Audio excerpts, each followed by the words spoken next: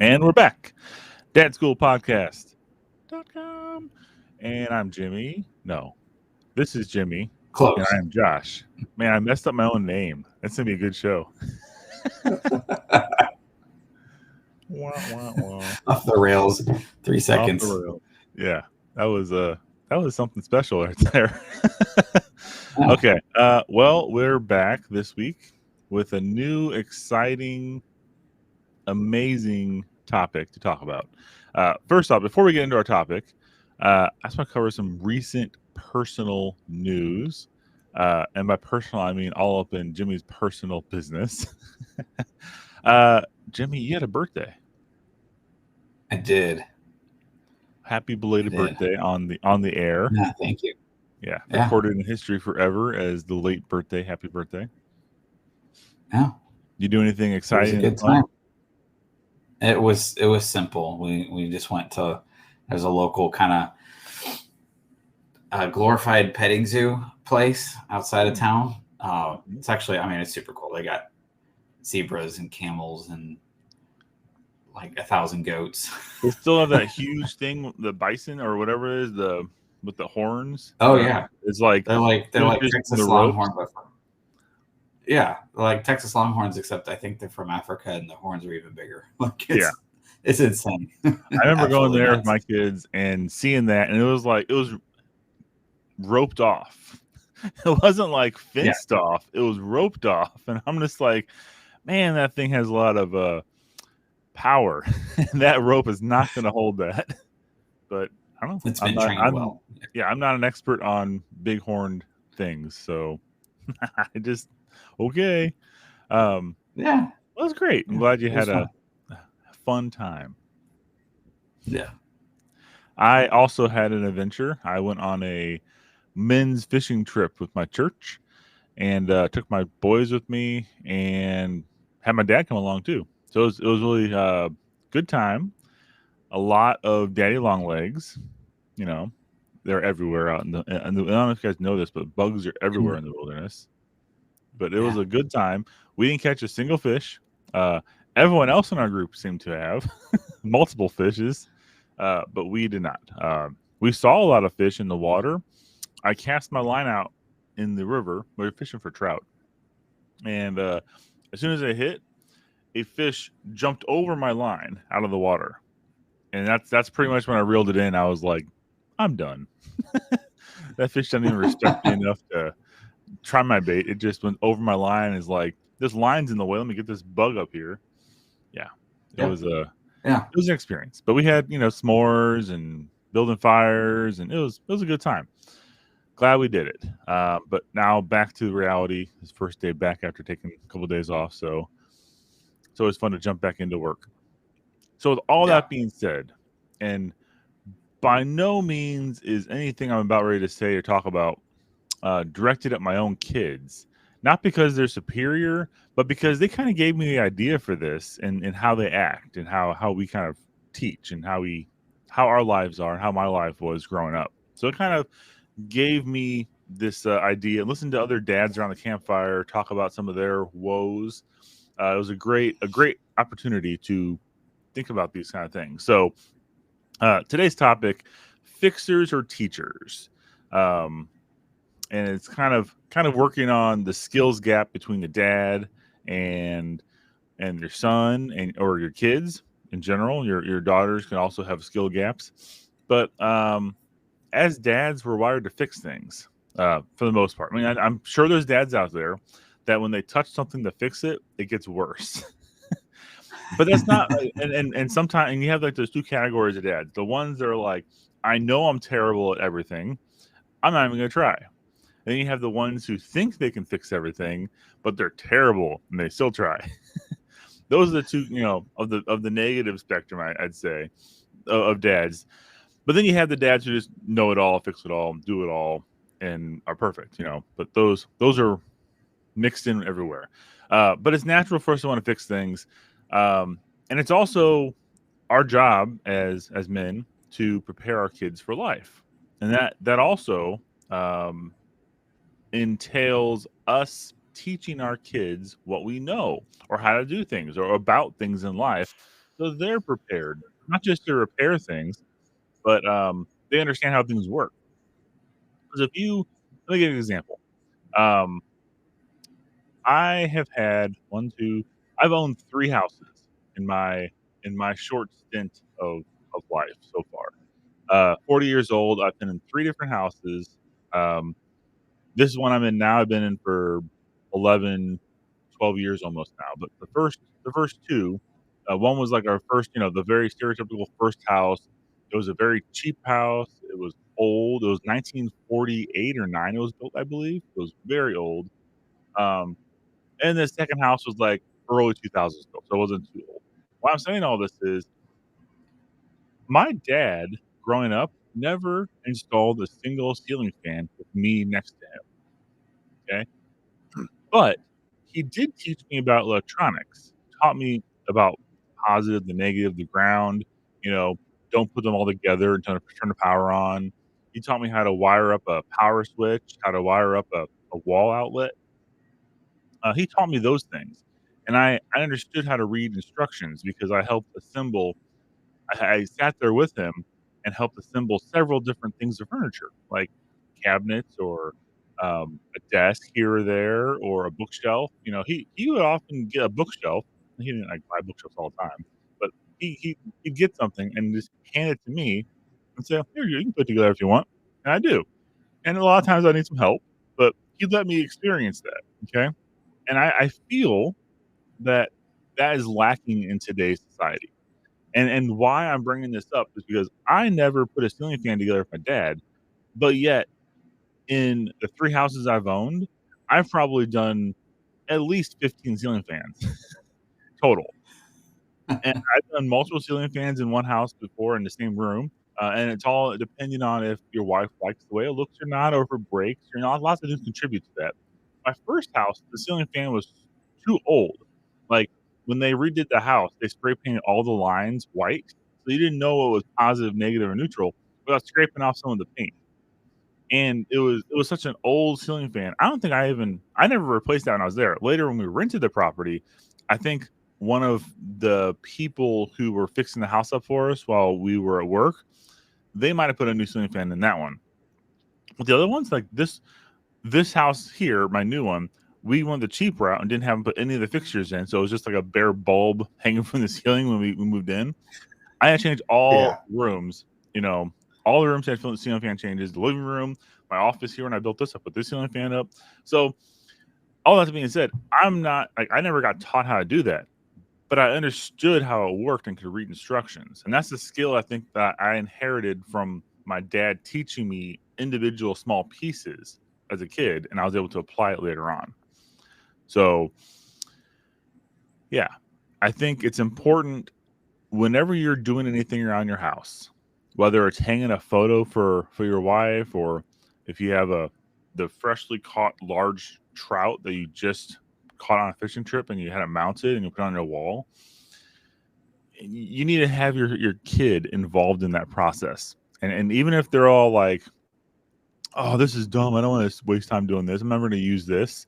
The fact that you took the time to make sure they understood what's happening on like how a drywall is put together, draw a diagram for them. If you don't know, learn it. It's easy to Google it, but understanding where the studs are in a wall, how to find them, how to put a hole in the wall, how to use the right kind of anchor so you don't rip the whole wall apart. You know, those are all skills that at the very core, your kid could watch you do and explain to them. And even if they don't want to learn it, they will pick up something. And later on in life, when they have to hang something, they'll be like, my dad taught me that.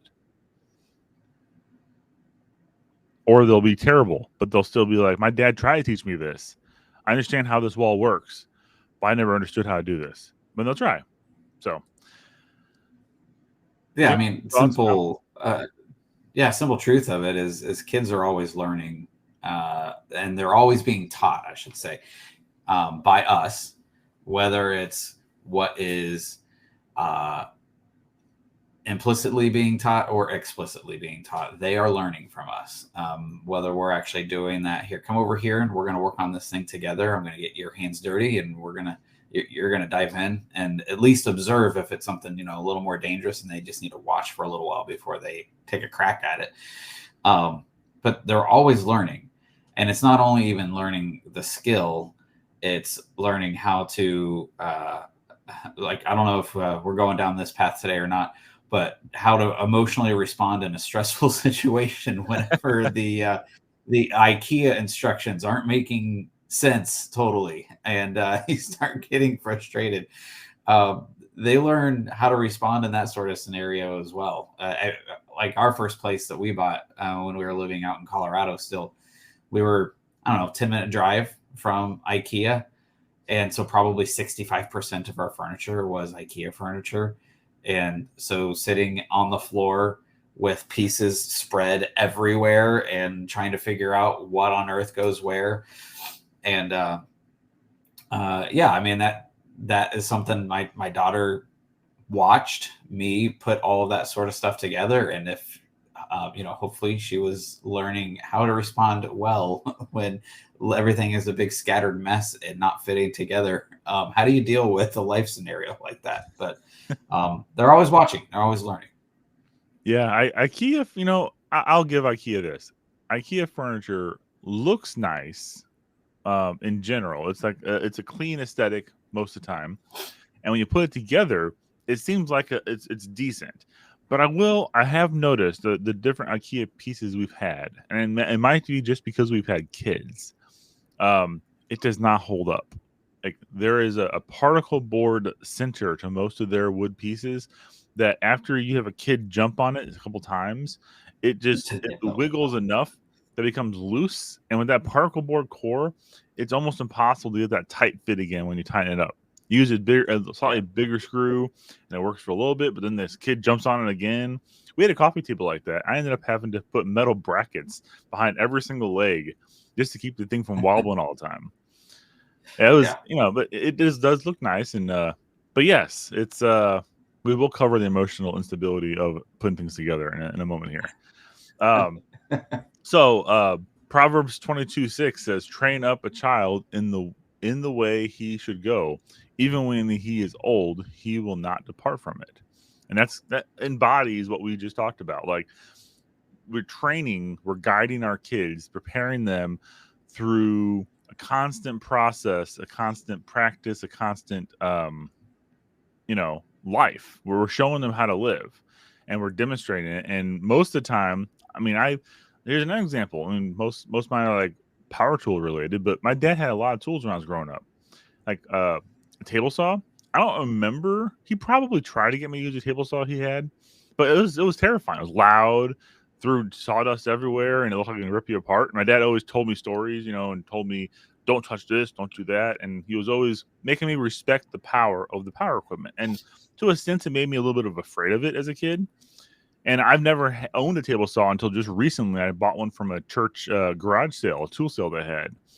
And now I have my own Craftsman table saw that's together. I've had one in my garage that was not put together, but it was really old. And I just didn't have the time or patience or energy to put it together.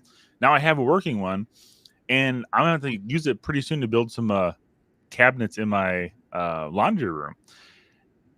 And I'm terrified to use it. Like it's intimidating to me because it's a power saw. You always hear people cutting their fingers off or all these different videos of what not to do or a kickback. And, it's going to be scary for me. But I've watched enough of my dad doing this that I have the confidence to know how to use it. And I know how to respect the power. So it's taught me to not be careless with it, not to just cut things willy-nilly with my fingers everywhere. Like he taught me those things by explaining that to me in the process. So he constantly trained me on how to use tools. He let me hammer things in or screw things into wood, build a little. My sister played with Barbies, my older sister, and when I was really small, he let me take wood in the garage and nail it together, and I was gonna make a Barbie bunk bed for my sister. In the end, I don't think she ever either knew I made it or used it, or it didn't turn out very well. But it was still like a box structure with legs on it, and I felt proud of putting something together, And it was that confidence that he instilled in me because he taught me. And he knew it wasn't going to be perfect. Like that's the thing I think in his mind. He let me put like nails on the vise and hammer at it with a hammer and bend them this way and that way and play around with it. And he only experienced that because he knew it's a good way for me to learn how to use tools. He knew it was a good way for me to hurt my finger and understand that you got to be careful when you're doing something like this, because I always remember not to put my finger there now. So, as long as you can make, bad tie into this, but as long as you can make your kids fail safely, um, as long as they fail safely and they're not damaged permanently, I guess you could call it. Why not let them explore and have fun and do things? And my experiences are power tools. Yours could be anything, whatever trade you do, bring it home to your kids and talk to them about it. Let them try it out. Let them build the IKEA furniture like you're talking about. Well, and each of your kids are all going to be different. And like we've only got girls in our house, and they're not terribly interested in when I'm in Mr. Fix-It mode, that sort of thing. And we're also not a terribly sports-oriented family, so we'll go around in the backyard and we'll kick a soccer ball around a few times and some stuff like that. But it's finding what does interest my kids and not trying to force them into the box of, well, this is what I'm interested in, so you just have to follow along with what I do.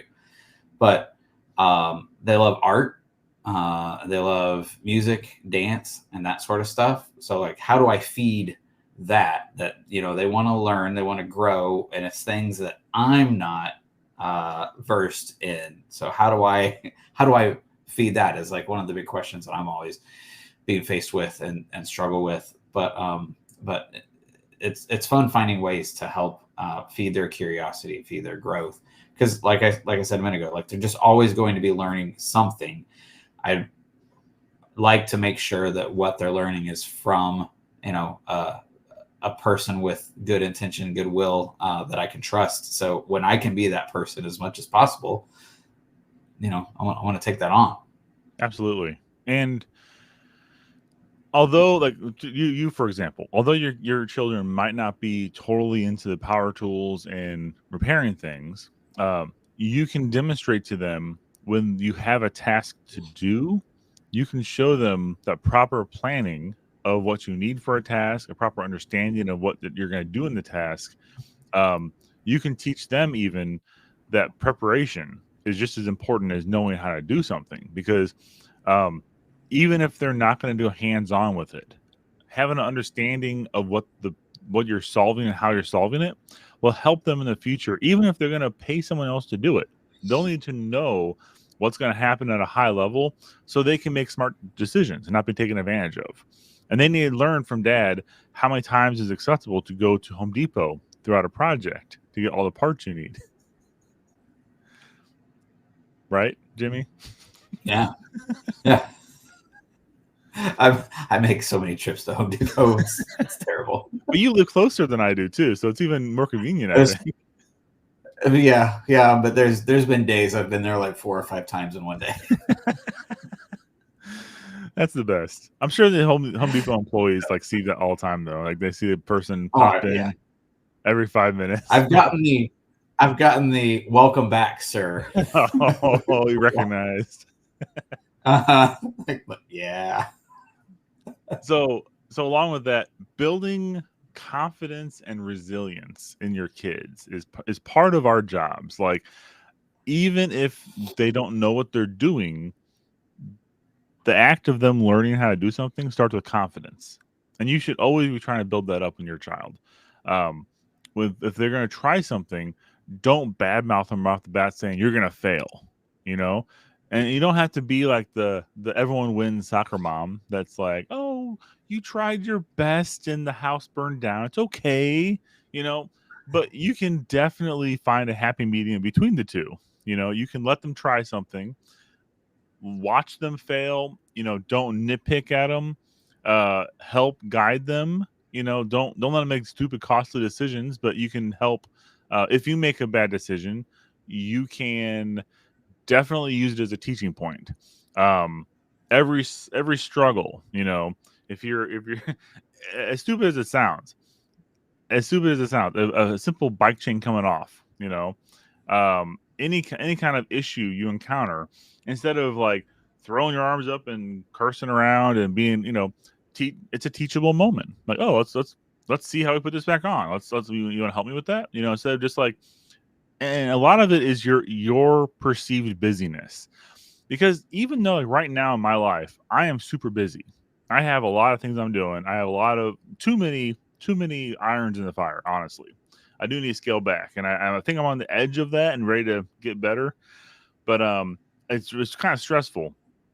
My youngest constantly wants me to play video games with him because it's his enjoyment. It's what he does in his free time. And I normally would love to play with him, even though I don't enjoy the games he plays because I don't. It's not my kind of game. I'll still sit there and play with him because I want to spend time with my son.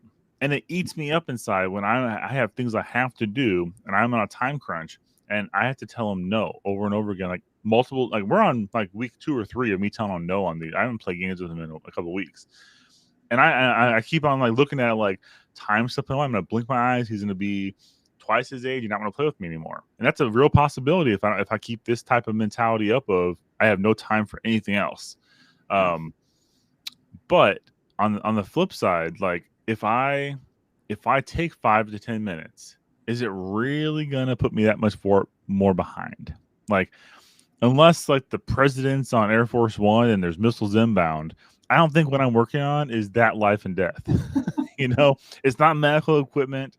I'm just building some websites. They are for a client who's on a time crunch, yes, but nothing I'm doing is life and death. And I can take 5 to 10 minutes to play a video game. But I'm locked in my head right now that I have to get this done. I have to focus. I get frustrated because I'm like, and then I spend 5 or 10 minutes lecturing them in my office of how much it disrupts me and makes me start over again when they ask me something. So I just wasted that 5 or 10 minutes I could have been playing video games by yelling at them about how I'm so busy and I need to be left alone right now. My door is shut. That means leave me alone. Well, your door's always shut, Dad. Yes, leave me alone. I find like just like you're kind of talking about, whenever life gets extra just full of the things, all the things, that's when I tend to fall into Mr. Fix It mode more than Mr. Teach mode. Yes. Because how much easier or quicker it seems to me whenever something comes up, like, well, let me just take care of it real quick because I gotta move on. And robbing that opportunity from one of my kids, like, here's an opportunity for you to learn a skill or just increase your depth and knowledge of something. But like our youngest right now, is one of the big things that she's working on is spelling. And for starters, that's one subject I never got a good handle on. But like, yeah, when she's working on her English homework or just something else where she's having to write out a sentence or a couple word answers or whatever, and it's constantly, how do you spell this word? How do you spell this word? How do you spell this word? And like, I remember even being in that phase when I was young, like constantly bugging my brother and sister or my parents, like, I don't know how to spell. How do you spell word? And for a while, I didn't even realize it, but I was in that rut of, oh yeah, here, either I'll just tell you, just write down what I tell you, and then I got to move on with my thing. Or I would get out, like, if she had to write like a whole sentence, I'd get out, we've got these little whiteboards, about the size of a sheet of paper, a little whiteboard. And I would just write out the sentence for her and just set it down and go, here, copy this. And that's not teaching anything. That's fixing. That's just fixing the problem so I can move on. And is her homework done? Yeah, homework is done. Did she learn much? Maybe a little bit. But how about, I pause and like, okay, what word are you working on? Okay, what letter do you think it starts with? And then, just encourage her, think it through. What are the rules that you've learned about when an E is at the end of a word? And if an E is at the end of the word, what does it do to the vowel? Like, working through, and that's a much slower process. Like, oh my goodness, it can be mind-numbingly slow. But that's where the learning happens, is whenever her mind is engaged and having to think through the rules, having to think through, this is how to get thing done. And how much this applies to things beyond just spelling. But we as a parent, we as a dad, when challenge arises, as small or simple as spelling words or as crazy as, like you're saying, doing light electrical work around the house. Like there's a little more risk involved in something like that. Um, but okay, let's think it through. Why does it matter that I put the same colored wires Yes. together and I don't cross the wires? There's some reasons there. Let's think about it. Let's talk about it. What are the dangers? And that sort of stuff. Like there are opportunities every day where we can break down a moment into smaller digestible pieces and get their brain engaged into the why and the how and the because, and how often I fall into it way more than I like to admit. How often I'm just like, we'll just do this and you'll be done and then we can move on. And it's quasi helpful, probably more harmful than helpful, but that's a challenge for myself every single day. Yeah. And I had 2 points on what you just said. So as dads, you hear this and you're like, okay, next thing I'm going to do, next time I have a project, I'm going to pull my kid over and they're going to help me with it. Okay. I guarantee you that's not going to go how you think it's going to go. I guarantee it. Like I was ripping out my fireplace mantle a couple of months ago and I'm like, hey, Luke, my oldest son, come over here and help me. And I thought he would, come over and help me with a gleeful, happy heart and want to learn what I'm working on. But no, I was interrupting him from Minecraft or whatever he was playing at the time.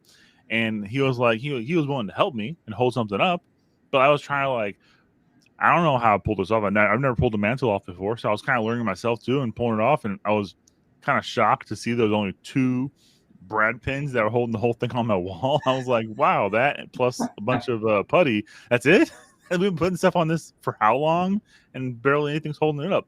Anyways, but I had this whole grandiose like teaching moment of like, this is how you pull this off. And he would be pulled into the project with me and want to help me. And it'd be, skipping down the hardware aisle, holding hands and tools flying off the shelves into our pockets. But no, it never happened. He was like, okay, am I done? And he went back to his game and I continued the project alone. You know, it's okay to pull them in and show them something so they see it. And they're going to remember that. Like, even if you don't think they got anything from it, they'll remember helping you. But always be willing to have them help. And it's hard, like you said, you're trying in fix it mode, especially with doing a project around the house. You're trying to just get it done because you have limited time yourself, and adding somebody else to it doesn't make sense. But it can. It can make sense just to walk them through and talk them through the process. And they might walk away bored or they might not want to be there. And I would encourage you not to force it too much on them. Like maybe be a little firm and like, you're going to learn this part of it. You can help me with this part. Yeah. But really, like, you don't want to turn it into a bad experience. You don't want to be a forcing it on them and they end up hating everything you're doing. That's a fine line you're walking. But that really has to do with like the history of how you've approached these in the past, I guess, or how you word things. But you can build up to it. Even if they're doing something completely outside their wheelhouse, it's important to expose them to it. But like you said, Jimmy, whenever you are in the midst of doing something and related it or not, and you get interrupted, and you're frustrated, and you just want to give them the answer, it is very important to slow down and take the time to do it the right way, and that's something you can apply everything into your life, do it the right way. And there's a right way and a wrong way to teach your kids something. Like you can quickly throw it at them and it's probably not going to stick, or you can take the time to do it right because it's not going to be fast whenever you're teaching somebody anything. And it's like it, once again, everything we're talking about is biblical, right? James 1:2-4. Count all joy, my brothers, when you meet trials of various kinds, for you know that testing of your faith produces steadfastness. And let steadfastness have its full effect, you may be perfect and complete, lacking in nothing. Okay? It's essentially telling us that God's not shielding us from struggle. He's going to use it to grow us. Okay, we're going to have all sorts of positive and negatives in our lives. And it's important as dads that both the positive and negative things that we encounter, we approach it with a positive, godly, humble mindset. It's not something's not being put in front of us just so we can be frustrated and have a hard life. There's a meaning behind the struggle, and it's how we respond to that. It's important. how we handle the issues is important. Your tire blows up on your car on the road and you're late for something. You can't change the fact that you're late for something now. But what you can change is how many bad words you use in front of your kids. You can you can change the tire if you have a spare tire, and you can use that moment to show your kids resilience and strength in your own abilities by getting out of the car and changing the tire instead of flipping out, yelling at everybody, being frustrated because that's not their fault the tire blew up. There's things like that you got to Well, it really might be. pick yourself. Well, yeah. If you It didn't might do be. proper maintenance on your a it's another teachable moment and a moment in humble humility that you can tell your kids. You see, kids, this is what happens when your dad is too cheap to get the tires rotated and properly maintained on a car. Let this be a lesson to you. And now you're going to miss all of your sports activities this weekend because of this. Don't punish them for it. But I mean, obviously, like Yeah. that's in jest. Yeah. Okay, Yeah. so that goes into our. Sorry, go ahead. No, you got it. That goes into our next topic of emotional problem solving. You know, emotional problem solving, problem solving things in the correct emotion, right? You're not just showing how to fix problems. You're showing how to respond to them with grace and patience, like I just said. Um, Galatians 5:22 says, "But the fruit of the spirit is love, joy, peace, patience, kindness, godliness, faithfulness, gentleness, self-control. Against such things is no law." Now, something that was told to me on our fishing trip, we had devotionals at night, and that was actually like one of the main topics was the fruit of the spirit, and it wasn't cherry picking a fruit of the spirit for a moment. The fruit of the spirit is all inclusive. It is the fruit of the spirit. It's not it's not at this point in my life I'm going to have joy. At this point in my life I'm going to have peace.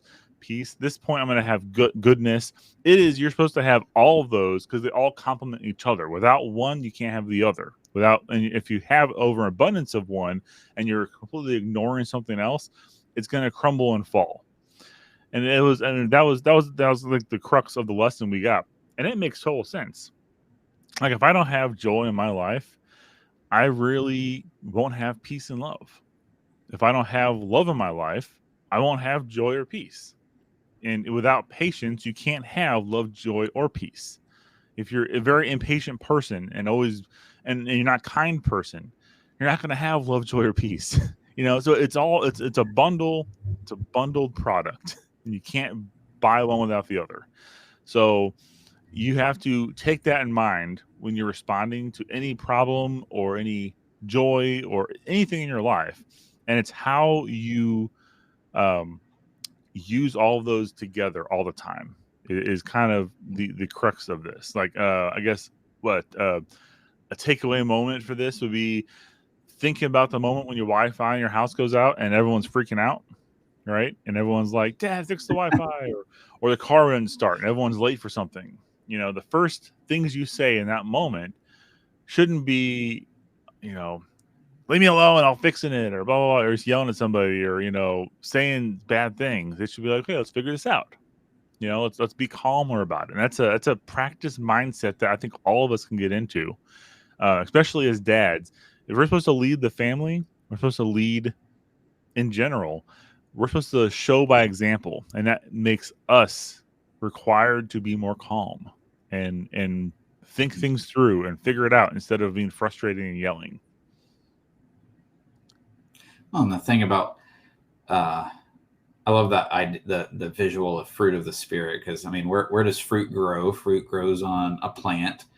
What causes fruit to grow? Well, you got to look at its soil content. What are the nutrients in the soil? Where is it planted? Is it getting watered and all that sort of stuff? You change the soil, you change the environment that something is planted in, that's going to affect the fruit that it bears. And that's what that verse is wanting to tell us is, keep yourself rooted, keep yourself planted in scripture, in the spirit. And this is the fruit that can come from that. So that's my daily reminder of, where am I keeping myself rooted? Because my roots are somewhere. I'm getting my nutrients. I'm being fed by something somewhere. And some of these fruits are a little more natural for me than others. Some people, gentleness might not be something that comes supernaturally. Right. um, Patience is, I struggle often with patience, and that's where my Mr. Fix-It mentality comes in. I'm not patient enough. Well, just hand it to me, let me do it, and then we'll move on. We've got too many things, happening. But if I'm keeping my roots planted where God is directing me to keep them planted, keeping them in His truth, that can absolutely change the outcomes of a situation, change my outlook of um, where am I going in this, and what am I trying to get out of it, and trying to keep myself reminded of that daily. That's one of my daily struggles. Right. And I'm disappointed in you, Jimmy. I thought you were going to take the brownie route, but you went the planting route. But so I'll take the brownie route. And if people aren't gardeners and they want to apply this and they're still struggling with how to understand this, think of making a brownie or a cookie. If you have all the ingredients of the fruits of the spirit, and you put any one ingredient over the other, more or less, you're not going to get a good brownie or a good cookie. Like, even with overabundance of chocolate chips, you think that'll make it awesome, but you know what it's going to do? It's going to ruin the cookie. You can't have too many chocolate chips in a cookie because the cookie won't stay together. So, to be a good cookie or to be a good brownie, you have to have the perfect amount of each ingredient, and it's all encompassing act. It's not a take as you choose, and you're okay missing some of them because you think it'll make you a good cookie without goodness or gentleness or self control. You have to have everything to be well baked cookie. Probably should be careful with that one. Yeah. um, that kind of leads into, like, we're talking about us modeling the correct actions. We have to model manhood to our kids and to our wives and to our families and to those around us who observe us parenting. Christ loved the church and gave himself up for her. We also have to love our wives, love the church. Actually, I should put that the other way. We should love the church, love Christ, love our wives, love our families, love ourselves as well. You can change those orders around you as much as you want, yourselves or your family or your wives first, your kids first. But honestly, you have to start with Christ. And if you don't have a Christ-centered life, it's going to be rough sailing. You're going to find troubles in life. You're not going to know if you're not turning to Christ in example, at very least, examples of how you should lead your family. If you're not turning to a Christ-centered life, you're not going to have a good foundation of what to model after. Like, what would you model after if you don't look at how Jesus loved the church? It's foundational.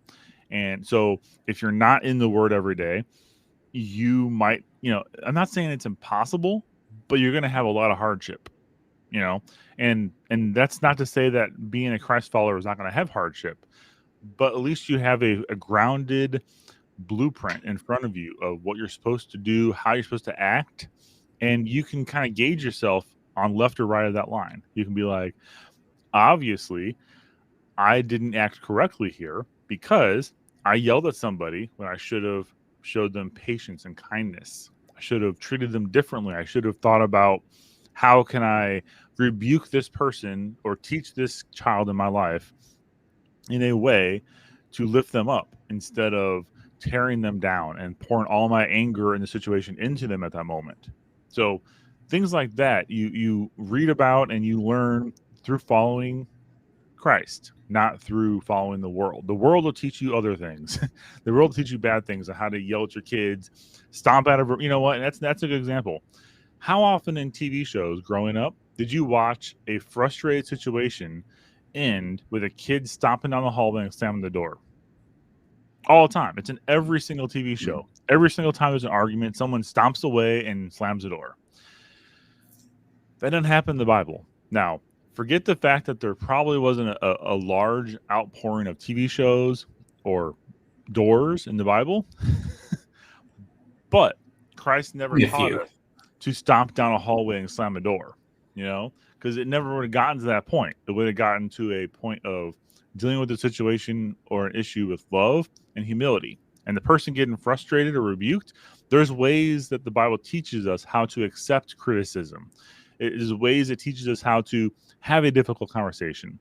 But running away and stopping is never the answer. Like the only time the Bible literally tells you to run away when there's sexual immorality involved or temptation. It says run from that, flee from that. It does, and everything else.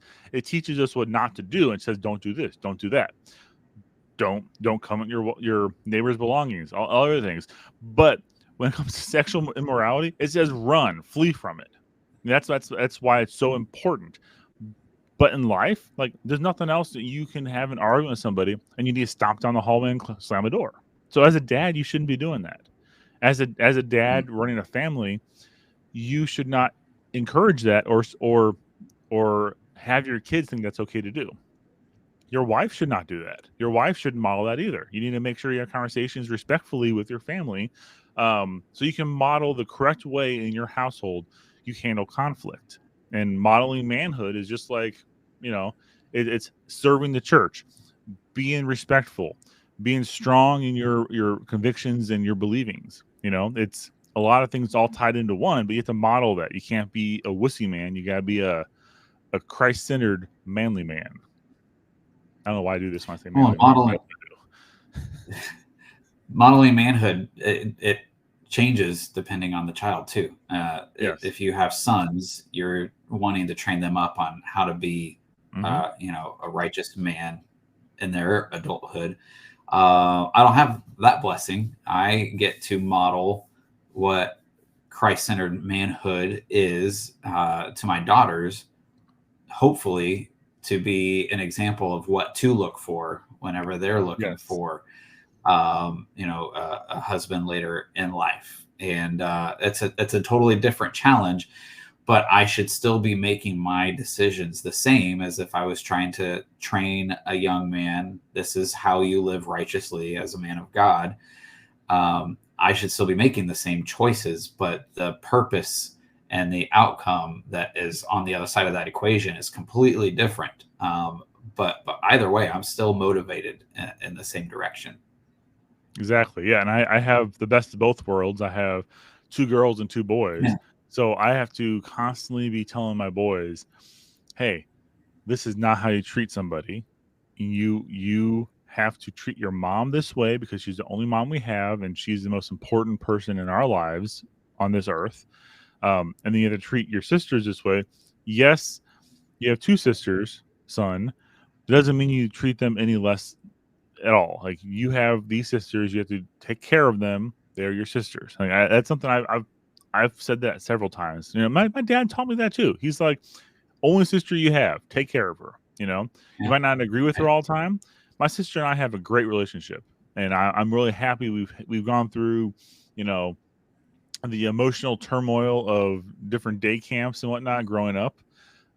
So we were able to bond together, and we had we always enjoyed playing with each other. We were like 3 years apart, so it wasn't too terrible, too far. So we had a strong relationship, and my parents fostered that a lot. They had a lot to do with that. Like, they could have let us yell at each other and let us just complain, but they always made sure that we understood that we are a family. We take care of our family. Look at her. If that's the last thing you say to your sister today, and she goes out and she dies, how would you feel if that's the last thing you said to her? Like, that was pretty heavy as a kid. My dad saying that to us, and we're like, that's too terrible. That's a pretty hard stream to take that, but yeah. It is, but it had a lasting impression on me. And it's like, it sounds terrible, but it really maybe put in perspective. If this was the last time you saw this person, and that's the last thing you said to them, how would you feel? Is that how you want to end your interaction with them on this earth? Like, no, that was terrible. And that made you realize how foolish of an argument or foolish it is to have that kind of hatred in your heart when you're mad at somebody. So it taught me that. And honestly, we were light Methodists. We were Methodists growing up. I wasn't nearly as religious as I am now, but it still had a lasting impression of my dad leading our family that way to make sure that we respected each other enough and didn't didn't hold on to those petty arguments. He made sure to tell us stories about how, this person in his family or this person in that family had issues and they never talked to each other again, and how sad it was. And he made sure to make it known to us how dumb of a decision that is to hold things over each other like that. So in his own way, he taught us a lot of that manly family concept of leading in that way, I guess. The end. The end. The end. I think we're actually about out of time, aren't we? Just about. Because you still have an 8 o'clock cutoff here. Yeah. Yeah, we're past that. Crap. Sorry. Josh is just rambling. That's what happens. So we have a dad challenge this week, don't we? What's our dad challenge, Jimmy? Oh, hold on. I gotta scroll through. Oh yeah. Teach, don't fix. That's it. Great. Can you expand upon that at all? Everything we just talked about. Do the teaching, not the fixing. Or teach as you do the fixing. Is that it? So what Jimmy means to say is this week, how about you try to see what you're working on and resist the urge to fix it for your kid and walk them through it instead. Ask questions intended to make them think about what they're doing. Pray with them before and afterwards, thank God for the lesson, just not the outcome of what happened. But like, you want to teach your kids that you can fail and you can learn and you can accomplish something. You don't have to fail every single task, but make it a process. Like, get into the habit of sitting down with your kids and working through problems with them. You're not wanting to just do things and fix it for them, like Jimmy does with spelling. Yes. All right. So if you I'll be here next week with my whiteboard next week with spelling words. Proper. We'll get you your. We'll have you write the dad challenge on the whiteboard next week. Yeah, sounds good. So if you enjoyed this, if you thought it was at least helpful, please like, subscribe, share, share it to all of your husbands. If you're a wife listening, statistically, we have 90% women on Facebook watching this video at some point in time, and 10% men. 10% out there, I know who you are, and you know who you are. Thank you for watching. 90%, share it with your spouses or loved ones and share it around. If you have any questions, dadschoolpodcast.com. And we always love to hear from people. Till next time, have a good week.